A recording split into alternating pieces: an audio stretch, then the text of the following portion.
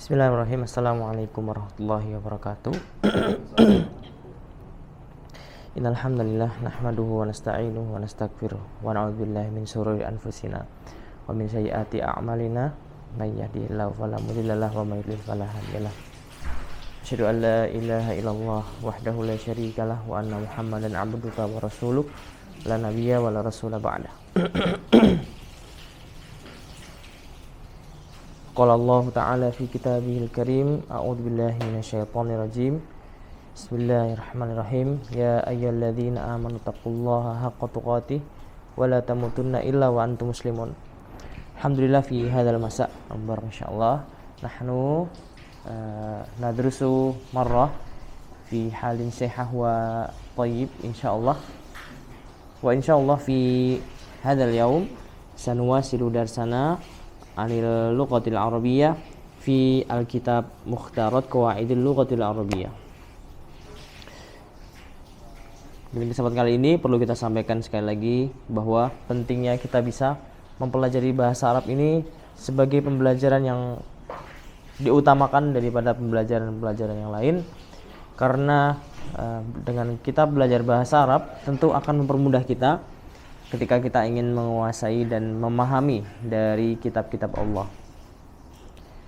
Tentu saja dalam ketika kita mempelajari bahasa Arab, tentu di sini menemukan hal-hal yang sulit atau belum bisa menyesuaikan. Yang artinya kita juga perlu mengulangi kembali dan terus-menerus agar kita senantiasa berada pada ilmu. Karena tanpa bahasa Arab kita tentu tidak akan bisa memahami hadis Rasulullah.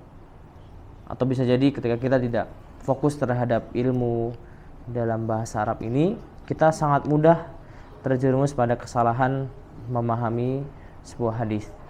Maka ini yang perlu kita hindari. Na'udzubillah min dzalik. Para hadirin semuanya, bahwa ketika kita sudah terjun dan ingin mempelajari bahasa Arab, maka langkah-langkah yang paling utama adalah mempelajari kaidahnya. Maka tentu saja dalam hal ini kita hari ini akan melanjutkan kembali pembelajaran yang sudah kita lakukan selama ini, yaitu salah satu cabang ilmu dari cabang-cabang bahasa Arab adalah ilmu nahwu. Yang mana ilmu nahwu di sini adalah ilmu yang mempelajari perubahan harokat pada sebuah kata, yang dimana harokat itu sangat penting karena bisa merubah makna jika kita tidak menempatkan di tempat yang pas. Maka kami wasiatkan kepada kami pribadi untuk terus mempelajari bahasa Arab, dan ini merupakan ilmu yang tidak bisa hanya dipelajari satu kali, dua kali dalam hidup. Ini perlu pengulangan, bahkan bisa sampai bertahun-tahun untuk mempelajari bahasa Arab ini. Ketika kita sudah menguasainya, maka perlu adanya pengulangan. Maka dengan pengulangan ini, insya Allah semoga Allah mudahkan, kita bisa melanjutkan atau kita membuat ilmu dari bahasa Arab ini semakin kuat. Yang tentu saja ketika ilmu kita semakin kuat, maka kita tidak akan mudah terjerumus pada kesalahan dalam memahami hadis dan Al-Quran insya Allah. Di pertemuan yang kemarin kita sudah membaca dan menjelaskan secara umum tentang faslul khamis, yaitu al-ismu bin nadhari ila taghyirihi, yaitu tentang isim yang ditinjau perubahan harokat akhirnya. Yang mana dari taghyirnya atau perubahannya itu sebuah isim dibagi menjadi dua, mu'rab dan mabni. Yang mana kita sudah membacakan kemarin tentang mu'rab, yang itu adalah isim yang dapat berubah atau bisa bergonta-ganti harokat akhirnya. Contohnya ketika kita bilang Zaidun, maka dia akan bisa menjadi Zaidan dan bisa menjadi Zaidin. Dari mana kita bisa tahu? Dari rangkaian dari sebuah katanya. Jika kita sudah memahami sebuah kata itu menjadi sebuah kalimat, maka di sini memerlukan yang namanya penempatan harokat tadi. Ya, dan harokat ini sangat penting agar kita tidak salah membaca dan tidak salah keliru dalam memahami ketika nanti kita masuk ke membaca kitab seperti itu ya. Dan berikutnya kita kemarin juga sudah membahas secara global tentang isim mabni, yaitu isim yang tidak berubah harokat akhirnya. Nanti kita akan bahas secara lanjut tentang isim mu'rab dan isim mabni.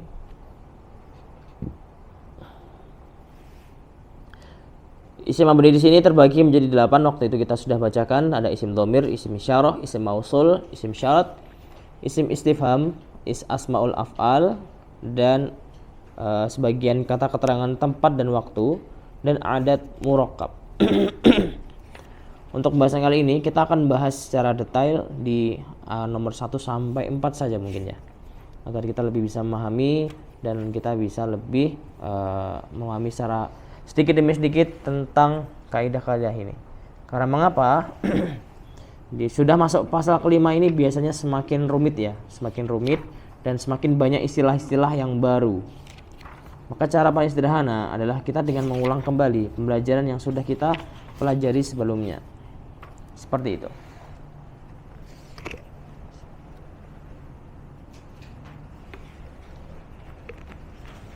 Kita akan gunakan papan tulis terlebih dahulu untuk isim mu'rab yang akan kita pelajari. Yang paling utama adalah isim mu'rab ini adalah isim yang bisa berubah harokat akhirnya. Ya. Ini isim ditinjau dari harokat terakhirnya.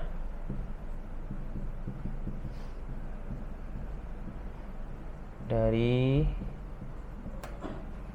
harokat akhirnya ini terbagi menjadi 2. Kita bahas yang pertama, ada isim mu'rab. Isim mu'rab ini adalah isim yang harokat terakhirnya bisa berubah ya. Contohnya kalau kita mengatakan Zaid, di sini contoh di kitab itu Zaid ya. Zaid itu nama orang. Zaidun. Nah, Zaidun ini ketika nanti kita sudah masuk ke pembahasan itu dia bisa berubah menjadi Zaidun, Zaidin, atau Zaidan. Kita langsung contohkan saja. Di sini ada koma Zaidun.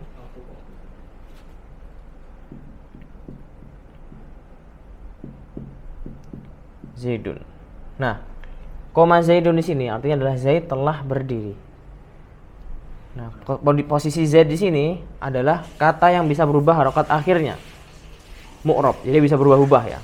Maka ini yang perlu nanti kita pelajari. Seperti itu. Ini paling mudah kalau menurut di ilmu nahwu ini, mu'rab ini termasuk yang mudah ketika kita mencari. Oh, ini udah mu'rab. Kalau mabni kita harus hafalkan ya. Koma Zaidun. Terus kalau kita merubah menjadi koma Zaidan seperti menjadi Zaidan seperti apa? Di sini contohnya adalah ro'a itu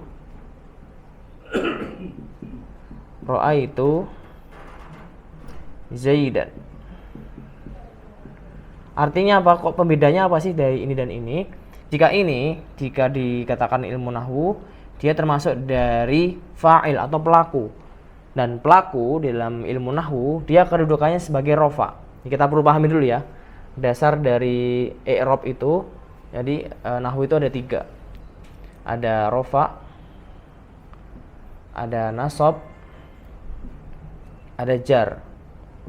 Biasanya ada 4 ya, ada 4. Satunya lagi itu jazm, tapi jazm ini biasanya digunakan di fi'il, bukan isim. Nih, jazm.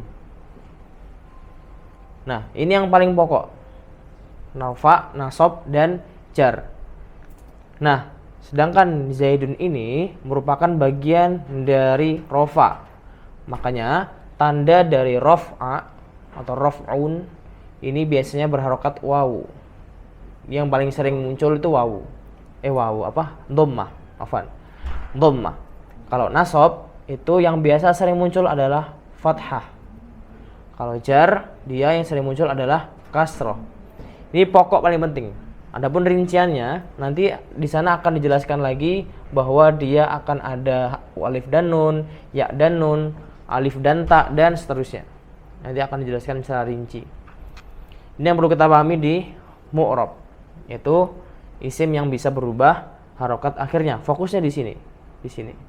Kenapa kita nggak fokus ke sini, nggak koma? Karena koma ini termasuk fi'il atau kata kerja. Nggak termasuk ya. Kita bahasanya lagi isim. Sama seperti Zaidan. Nah, ro'aitu kenapa ro'aitunya tidak ro'aitun seperti itu ya? Karena ro'aitu ini termasuk dari isim dhamir. Yang nanti kita akan bahas, ro'aitu ini termasuk dari isim mabni. Sampai sini insyaallah dipahami. Dan berikutnya ini adalah isim mabni. Perlu kita pahami, isim mabni ini adalah isim yang dia tidak bisa berubah harokat akhirnya. Contohnya di sini. Contohnya isim mabni itu adalah salah satunya adalah isim isyarah. Isim isyarah adalah kata tunjuk ini. Contohnya adalah hadza. Hadza bermakna ini. Hadza dia tidak bisa merubah menjadi hadzi atau hadzu karena sudah jadi patokannya. Dikatakan dari bahwa dia adalah isim mabni. Kita analogikan isim mabni ini sebagai sebuah bangunan. Ya, mabni kan dibangun dari bana yabnu, dari bangunan atau membangun. Mabni ini adalah sebuah bangunan. Ibaratkan sebuah bangunan, kita tidak akan bisa mendorong atau menggerakkan bangunan kita ke tempat yang kita inginkan dengan tangan kita ya. Nah, sama seperti ini isim mabni. Kita nggak akan bisa merubah harokat akhirnya karena dia sudah ditetapkan. Jadi ini isim yang tetap gitu. Tidak bisa berubah harokat akhirnya. Jadi mau dimanapun letaknya, mau dia sebagai seperti ini atau fa'il atau maf'ul atau objek, dia tidak tetap akan seperti hadza. Nah, kemarin ini saya mendapatkan ilmu lagi bahwa isim mabni ini menjadi 3 juga, ada harokat akhirnya ternyata. Jadi si mu'rab itu juga ada harokat akhirnya, mabni juga ada harokat akhirnya, yaitu pertama ada dhammu, ada fathu, ada kasru, dan yang terakhir itu sukun atau sakin.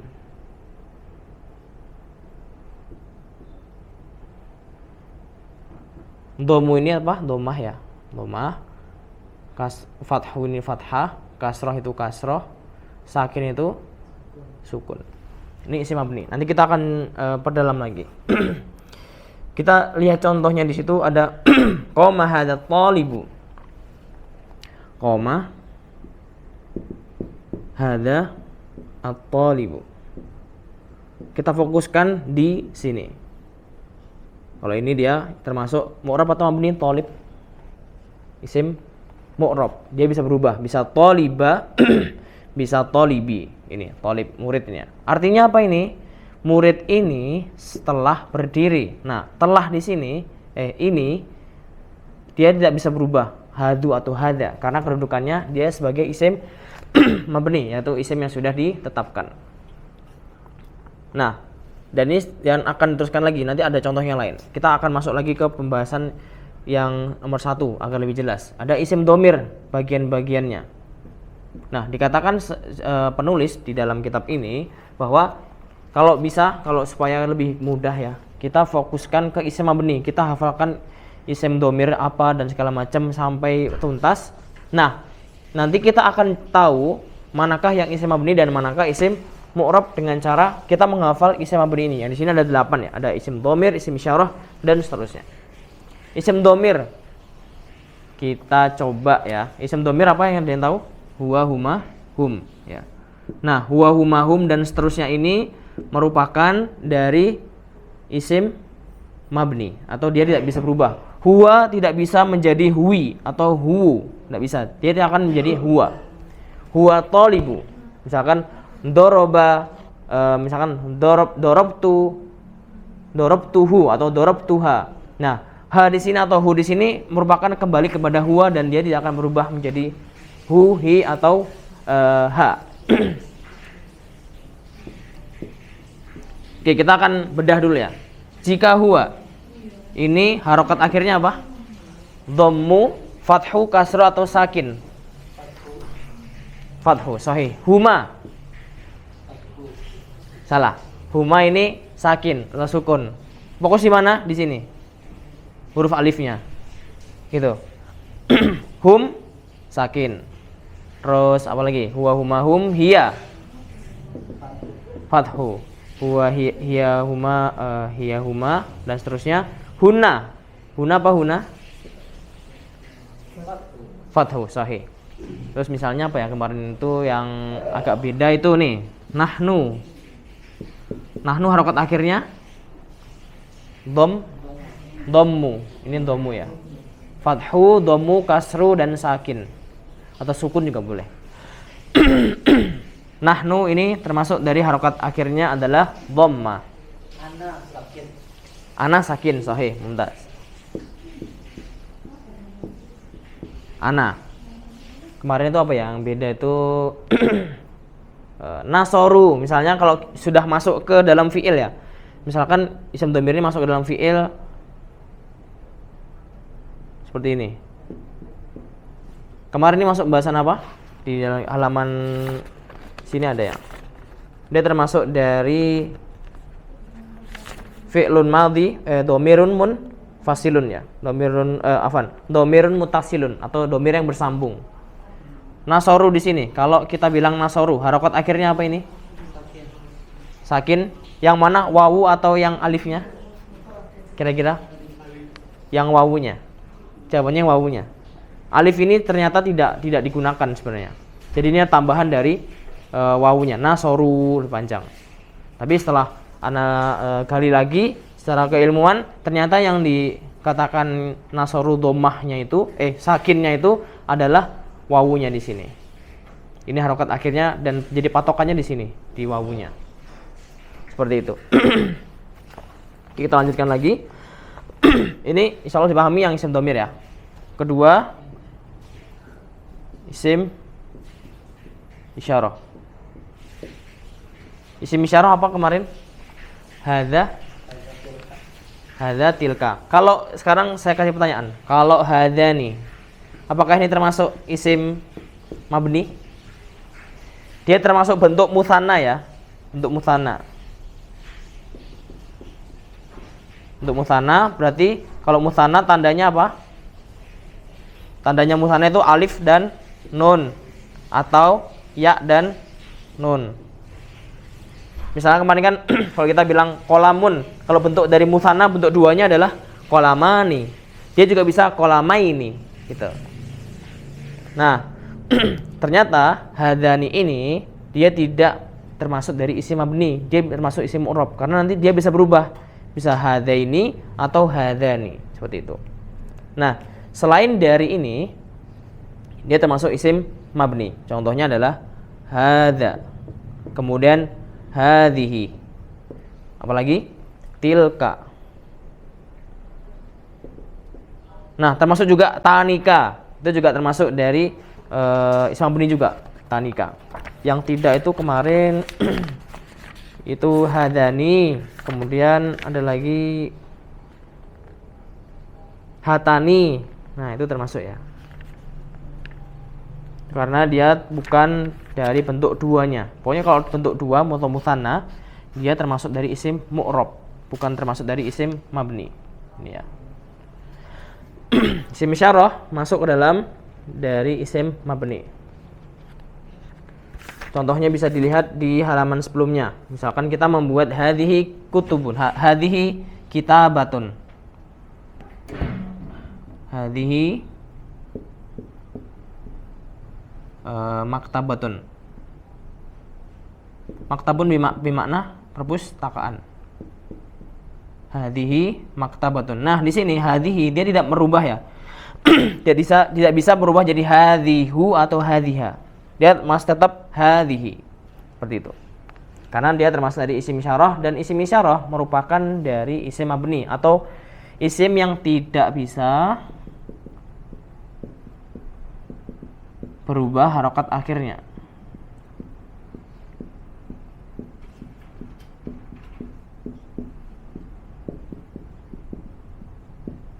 Nah, ini isim domir dan isim isyarah.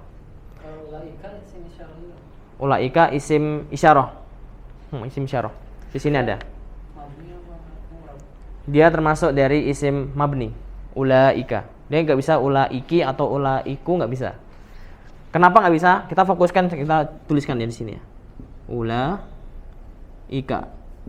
Nah, ulaika. Nah, ini dia termasuk dari satu kata ini. Berbeda dengan hadani. Kalau hadani, dia kan bisa kita lihat bentuk dari mufradnya adalah hadza, ya enggak? Makanya kita lihat di sini alif dan nun ternyata merupakan tanda dari musanna. Seperti itu. Hatani misalnya. Nah, hatani ini termasuk dari yang mana? Hatani ini bentuk kedua dari hadza atau hadhihi? Hatani. Bentuk kedua dari hadhihi.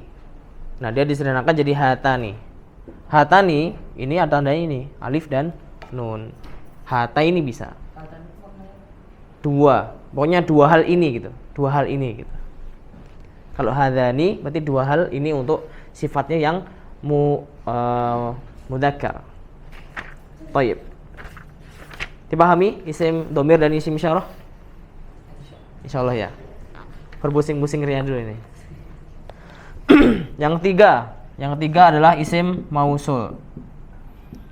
Apa kemarin isim mausul? Isim yang menunjukkan asalnya atau isim atau kata benda yang menunjukkan kata sambung atau yang artinya yang ya. Kemarin kita sudah belajar kata-kata dari mufradat yang bentuk yang. Di situ ada alladzi. Oke, sekarang saya tulis di sini alladzi. Terus kemudian alladzani. Nah, alladzani termasuk dari mu'rab atau mabni? Alladzani. Alladzani mu'rab karena tandanya ini ya. Alif dan nunnya ini merupakan sama kayak ini. Musanna, bentuknya dari kedua. Alladzina termasuk juga alladzina karena dia bentuknya jamak ya. Nanti itu pembahasannya ke jamak nanti itu. Alladzina.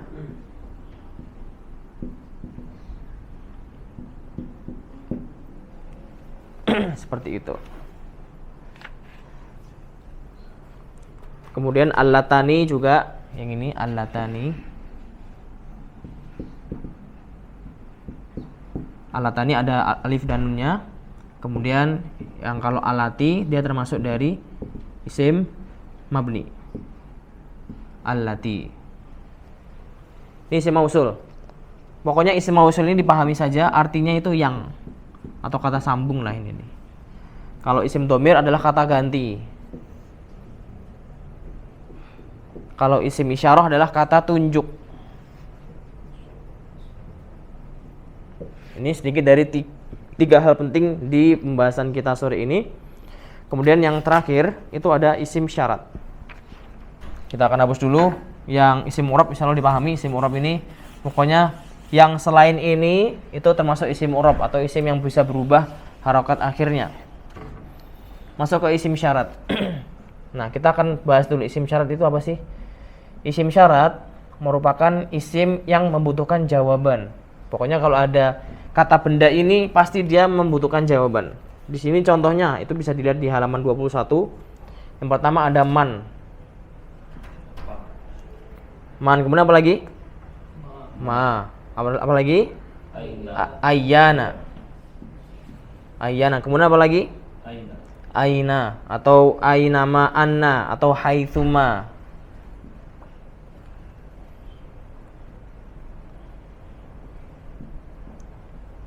Kemudian ada lagi kaifama. Kemudian lagi ai. Nah, ai di sini bentuk takdirnya itu mu'rab ya, bukan mabni. Jadi ai di sini dia termasuk isim syarat, tapi dia tergolongkan menjadi bukan mabni tapi mu'rab. Mengapa? Karena ai di sini bisa ayu, bisa ayya dan bisa ayyi atau bisa ayyan, ayun bisa juga. Pokoknya ini mu'rab, bisa berubah. Jadi ini penulis juga belum terlalu lengkap menuliskan rincian dari pembahasan di kitab ini ya. Jadi kalau kita membaca nahwu wadhih atau nahwu lainnya, kitab-kitab nahwu lainnya, ini bisa berubah dan dia termasuk dari isim mu'rab. Walaupun dia termasuk bagian dari isim syarat. Man di sini barang siapa ya. Kalau kita biasanya dengar itu ada man jada wajada. Barang siapa bersungguh-sungguh akan mendapatkan. Apakah itu benar sesuai dengan nahwu? Wallahu alam. Biasanya isim syarat ini didominasi oleh fiil, bukan fiil madhi tapi fiil mudhari. Ini semuanya.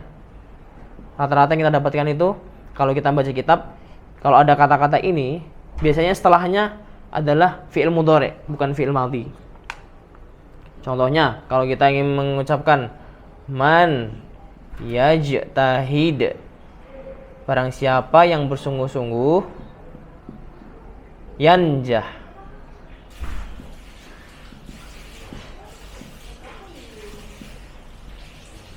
barang siapa yang bersungguh-sungguh akan berhasil. Yanjah ini berhasil ya. Ini merupakan dari isim syarat. Nah, ini dia tidak bisa berubah jadi man, min, mun, nggak bisa. Atau mana, manu, mani, nggak bisa. Tapi hanya cukup jadi man. Man yajtahid yanjah. Terus bagaimana dengan nasib dari fi'il ini? Dia akan masuk ke pembahasan yang lainnya. Yanjah itu termasuk apa? Yajtahid itu termasuk apa? Yang kita fokuskan adalah di sini mannya. Man, kemudian ma, ayana, aina, kaifama, ai. Kalau ai ini tidak ya. Ini termasuk dari isim mu'rab. Kita golongkan dulu. Man di sini harokat akhirnya apa?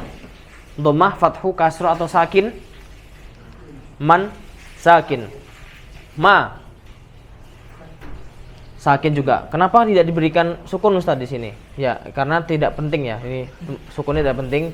Jadi cukup dengan ma seperti ini, dengan harokat seperti ini, insyaallah cukup ya. Ma. Ayyana fathu, aina fathu juga, kaifama sakin. Sakin di huruf alifnya ini ya. Kaifama. Artinya apa saja? Man ini barang siapa?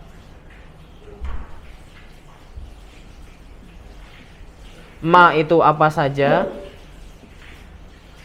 Kemudian ayana itu atau mata ya, mata atau ayana ini biasanya ada dua. Ini kapanpun. Kalau aina ini dimanapun. Kalau kaifama itu bagaimanapun.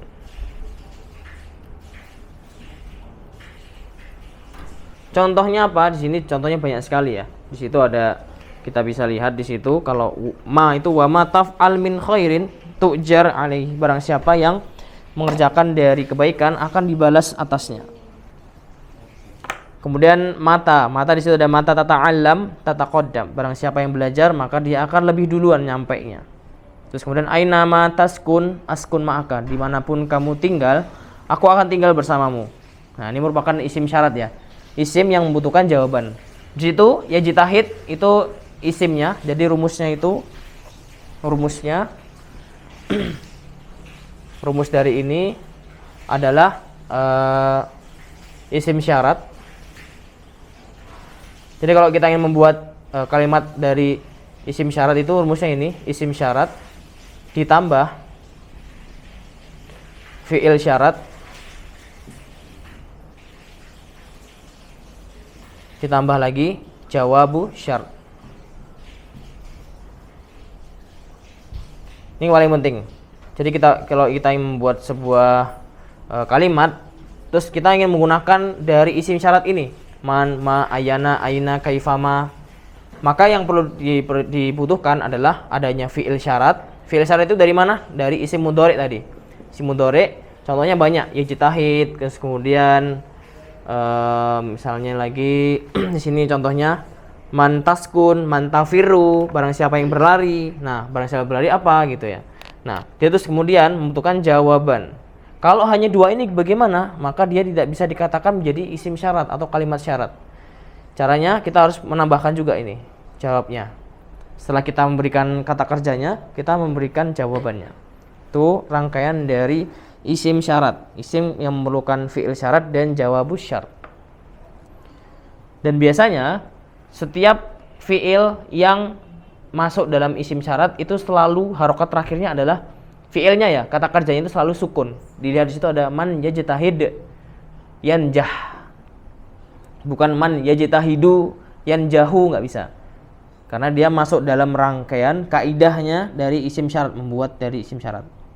Contoh di halaman 21 di situ rata-rata dia itu menggunakan sukun semuanya.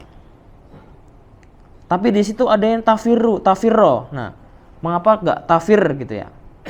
Maka ini merupakan kaidah yang lainnya lagi. Nanti ada pembahasannya di pembelajaran berikutnya. Kenapa enggak tafirro gitu ya? Kenapa enggak tafiru gitu ya?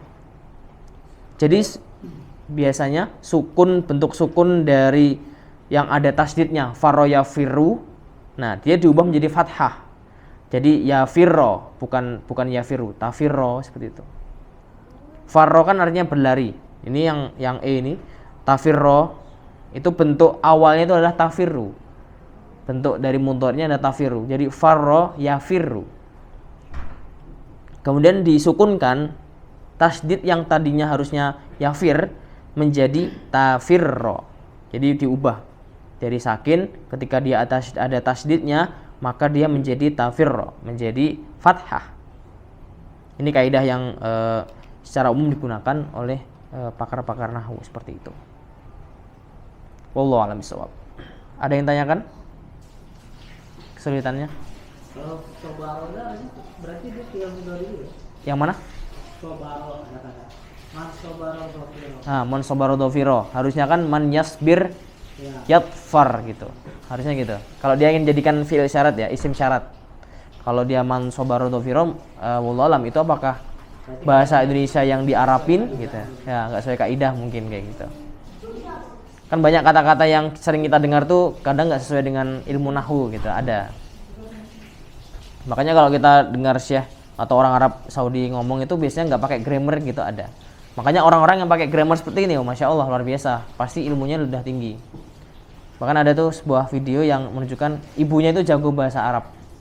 Jadi setiap anaknya ngomong tuh selalu dibenarkan. Yang benar tuh harokatnya seperti ini, bukan seperti itu. Misalkan assalamualaikum, bukan misalkan apa gitu ya. Waalaikumsalam. Nah itu kan biasanya diteruskan waalaikumsalam, bukan waalaikumsalam. Contoh sedikit dari ilmu nahwu. Dan alhamdulillah di pembahasan kali ini mungkin kita cukupkan di 4 pembahasan penting ini ya. Yang paling penting kita harus pahami bahwa kita harus menghafalkan dari isim dhamir, isim syarat, isim isyarah, dan isim mausul. Dan nanti akan ada tambahan lagi 5, 6, 7, dan 8 insyaallah di pertemuan yang akan datang.